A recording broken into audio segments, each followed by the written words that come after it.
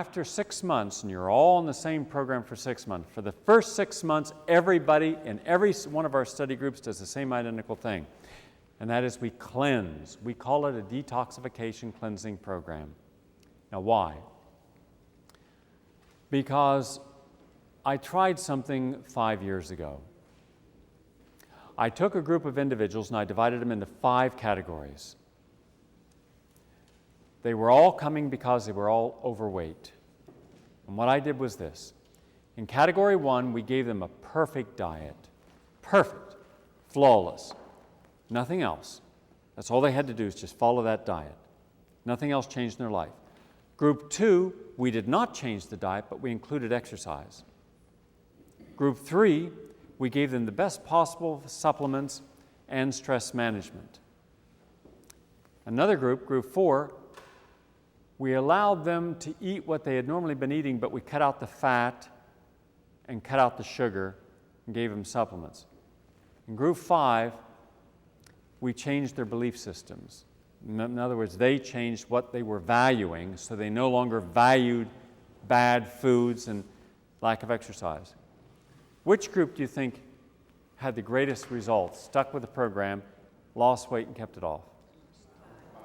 Number 5. More so than all the other groups combined.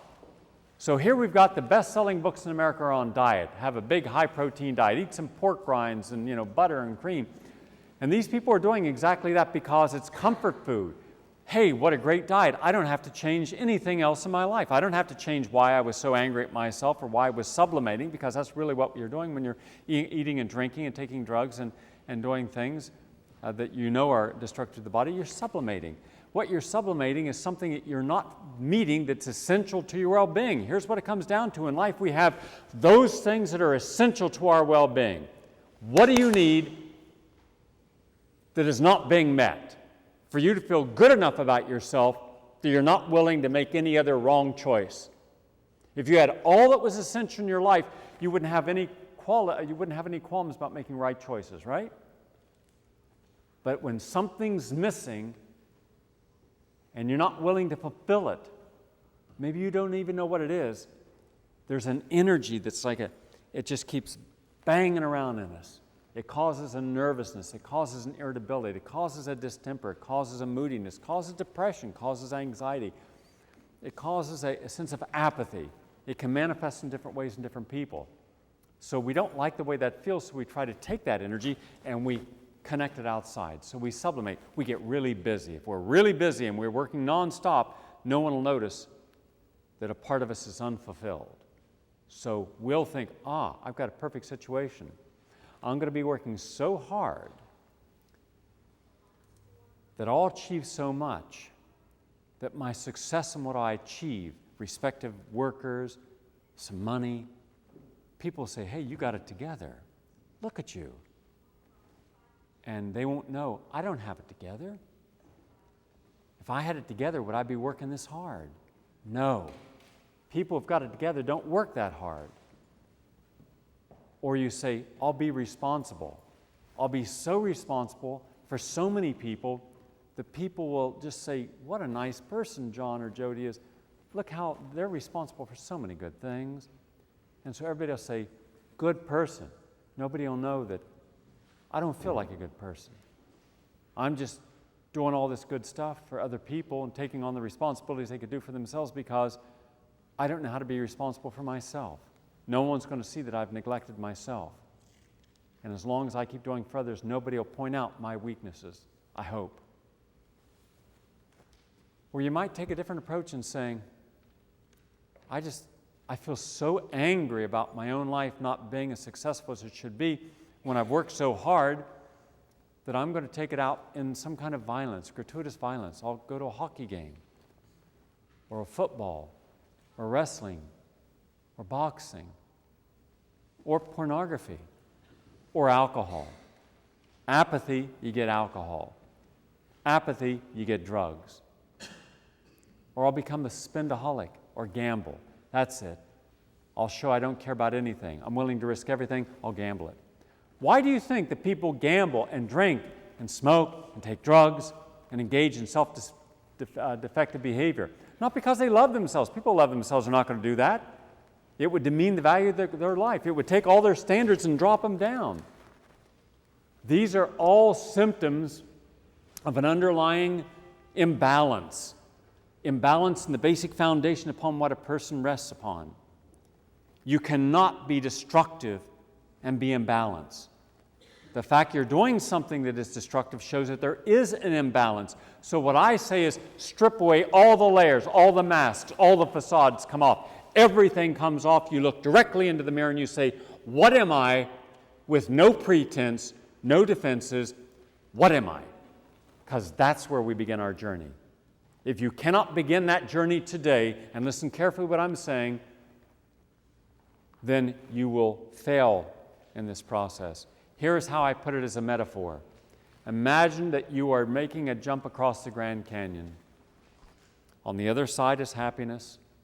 On the other side is balance. On the other side is joy, bliss, fulfillment, all the things that you really desire and have touched at some point in your life. To get from here to there, you must have absolute conscious focus. Conscious in that you are doing something to help yourself. That's conscious. Are we clear on that? You cannot do anything to help yourself if you're not focused on it. Do you understand what I'm saying, Anna? All right? You must have a sense of focus. Our society, we don't focus. You've seen people do things, without focusing, and they make mistakes, simple mistakes they didn't have to make. Or they do something and it's never done well. You've seen people like clean a room or wash dishes and they just kind of run water over them. And you look and there's all kinds of little crappy things on the dish. You think, you didn't wash it. Yeah, I did. I washed it. No, you didn't. Look at it. There's stuff on it. So as long as you allow yourself distraction, then anything you do, you can make an excuse when you don't do it right. And you can stop. So what you do, you self-sabotage your own journey by putting exits every 15 feet of your life. So the moment you're not willing to stay focused upon what you got to do, you take the exit. And how many times in life have you taken exits? How many times have you started something and didn't complete it? And didn't want to master it? And then felt that you were going to be judged by what you didn't do right? So you simply stopped. Ever done that? You bet. Hundreds and thousands of times. And think of the things you haven't done. And why haven't you even attempted them? Because what we generally do, we're going to be judged upon what we do. So if we're not willing to be focused and conscious in our focus, then how can we possibly do something that we can feel good about and can stand as an example of who we are? You understand what I'm saying? If you're going to do anything in life, do it right. That's what I'm saying. I'm saying don't do anything more that you're not willing to do and learn how to do it and do it with your whole heart. We have a whole nation out here haphazardly doing things, and it shows it. Everything we're doing, we can't even get a national or foreign policy that's well thought out. We have people starving all over the world, and yet we grow more food than what people can eat. Well, something's wrong in our conscious focus. We're not willing to show a problem and how to properly and appropriately answer in it because we're using the same tools. That takes us to another issue. Before I get to that issue, remember the tool that is going to get you from here across that Grand Canyon to where you have balance and bliss and happiness and joy and no longer processing disease, what's going to get you there is a tool. The tools that you have gotten up to this point have been well-intentioned. People gave you the tools they felt you needed to survive. There is a problem, however, and here's the problem. The tools that created your problem cannot be the same tools that you use to solve a problem. Do you understand that? By the way, at any time you don't understand something, tell me you don't understand it. Don't leave this room unless you really understand what I'm saying, because that's what I'm trying to give you, the tools necessary to really make the changes that are going to make a difference in your life. Let me give you an example of that. Let's say that you grew up believing that you should keep your mouth shut, that you wouldn't get into trouble. And so even now when you see something that's not right, you won't speak up about it. Let's say you got a coworker in the office. You're a correction officer. Do you know how many rotten cops there are out there? How many abusive and sadistic correction officers there are? They're not all, but there are some. And everyone knows who they are who's working there. Now, what will happen is this. It's no different than a lawyer. You work for a law firm. You said you managed a law firm. Well, imagine this. Imagine how many of those lawyers are overbilling their clients. Most. And it's known. Hillary Clinton's law firm overbilled, was found guilty. Remember that? That's what Webster Hubbell went to jail for. All around us every day, people see other people doing something that they know is wrong, immoral or illegal or unethical. But do they stop it? Do they confront it? Do they challenge it? Do they question it? And do you know how many bad cops there are out there? And do you know what's being done about it? Nothing. Nothing. Racism, anything being done about it? Nothing. Anti-Semitism, sexism? Nothing. Nothing is being done anywhere about anything in the United States unless you decide to do something about it. Did the government take on the tobacco industry and win? No. It took consumers to do it because too many of those old legislators down in the South were taking money from those tobacco companies to keep elected and keep their power intact. Did the pesticide companies get reprimanded by the government? No. They got provisions to protect them so you can't sue them if you find that you've gotten cancer from a pesticide. The only law that we had that protected you from a cancer-causing agent was called the Delaney Amendment. And while you were eating your saccharin and your sugar, they took away the Delaney Amendment because people wanted their saccharin. So now they got their saccharin and they got all the cancer-causing agents with it, and nothing can ever be done again to ban any cancer-causing agent. I can't stand any legislator. I think they're all liars. And I wouldn't trust them anyhow because I never trust anyone who wants power. Because if you need power, it tells me you have a pathological personality disturbance. So here's the interesting part. I would never give my power to make a choice over my life to someone who needed it. So the very people who would be the most compassionate, most reasoning, the most balanced in the decisions they would make are never the ones that are given power. Do you understand what I'm saying?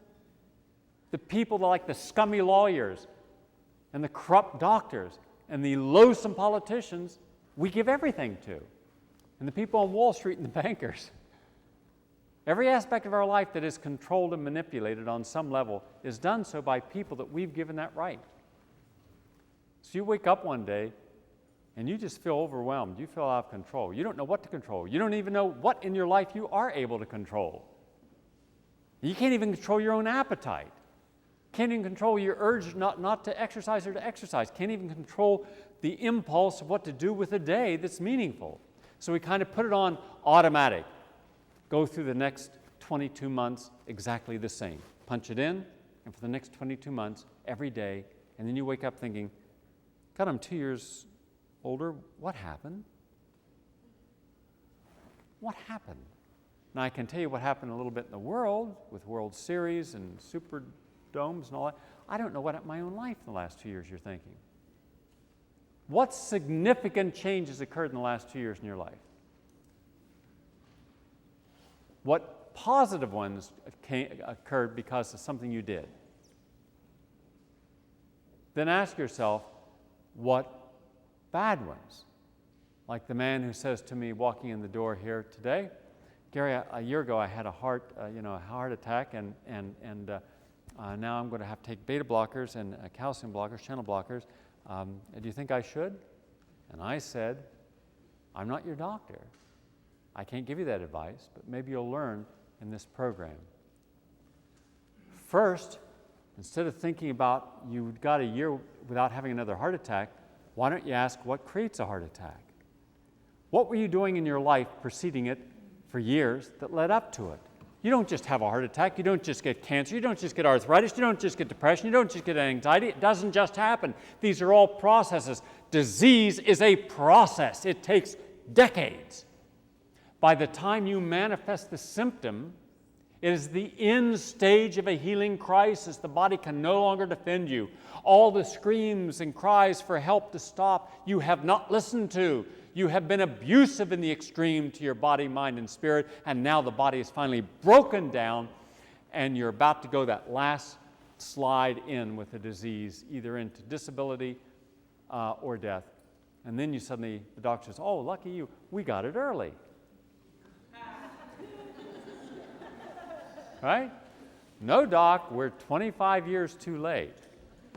But the good news is, if it took a disease or it took a crisis or it took a loss in your life to finally wake you up, I don't care what it took, at least you're awake. That doesn't mean you're conscious, it just means you're awake, coming out of a coma. Now, for the baby boomers in this room, and a lot of you are baby boomers in here, how many of you are baby boomers? Let me see your hands. Lots. This time we're going to get right the second time around. All right? All the things that we did wrong, we're going to do right. From this day forward, I'm expecting people to make right choices because you're going to be conscious in the choices you make. You're going to focus upon what you want to do, and you're going to set reasonable expectations so your performance can equal your expectations. Remember, your performance can never exceed your expectation.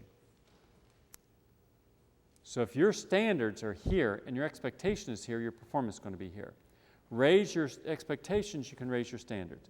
Do not raise your expectations beyond what you know that you can reasonably achieve. So we can set some reasonable steps. We'll grow, we'll stay there for a little bit till we feel absolutely confident we've mastered that step, and then we'll grow again. We'll grow until we feel confident, and then we'll grow again. This is not an overnight everything changes. It's not going to happen. And that's all right. That's why we're giving it a year and a half. Need be 2 years.